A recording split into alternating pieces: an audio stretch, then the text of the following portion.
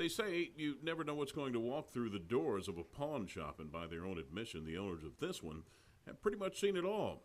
But even Nick Fulton, co-owner of USA Pawn, couldn't believe what was in a box of stuff a man brought in towards the end of 2015.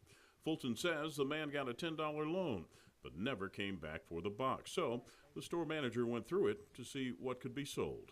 Came out for sale, and he was looking through the stuff, and it had a few coins and, bric-brac stuff, and ran across the autograph book.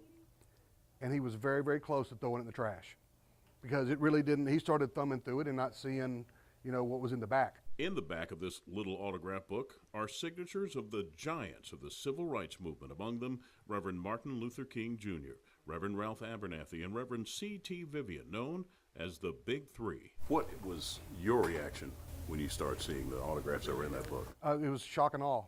The who's who of the era, like Bayard Rustin and A. Philip Randolph, as well as messages of hope for a better day between blacks and whites from people around the state and as far away as Massachusetts, all in the autograph book of a 16-year-old Lanier High School student named Carol Ann Deere. So who is she? Is she still around? How did she get these autographs, and are they authentic? I don't know where they were secured, but I know those people were here that day.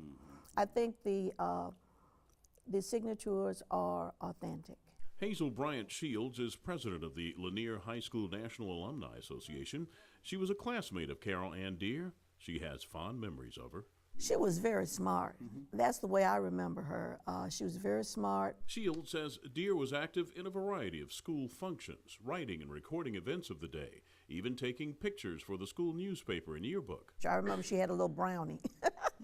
And when I would go home in the evening, she was always talking about where she had been, who she had talked to, how important it was for us to learn about ourselves and our history.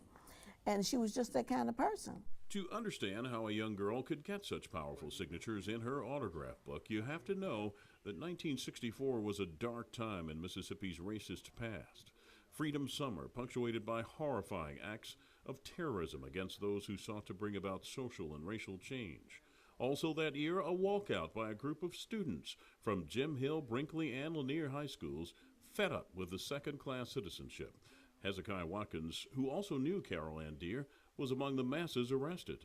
So we was taken to the fairground and housed there. We was taken to the fairground on garbage trucks with partially garbage inside the truck.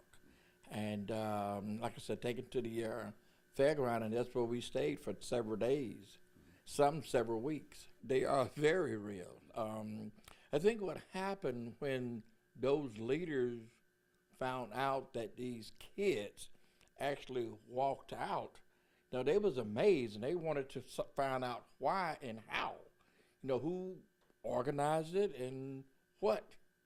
And I don't know whether or not they got the answer, but I remember some of the leaders coming into Jackson saying, "Job well done," and we felt great about that. I discovered Carol Ann Deere is still around, alive and well. In fact, living in the same Jackson neighborhood she grew up in and working for the state of Mississippi. I reached out to her for an interview about her fascinating story, but she declined. But Carol Ann Deere can take pride in knowing her chronicle 52 years later has become an historic treasure, stimulating a whole new generation to learn about an important chapter in Mississippi and American history. Our plans was our family would like to donate this or put it on loan to the Civil Rights Museum. We just hope that it's going to provide some history to the state of Mississippi, give us some national recognition, not just for us, but for the state. I mean, this is a one-of-a-kind find, a treasure in someone else's trash. And an educational piece. Absolutely, absolutely. And that's what I found myself, like I'm going back to school and taking a history course. Someday we'll all be free.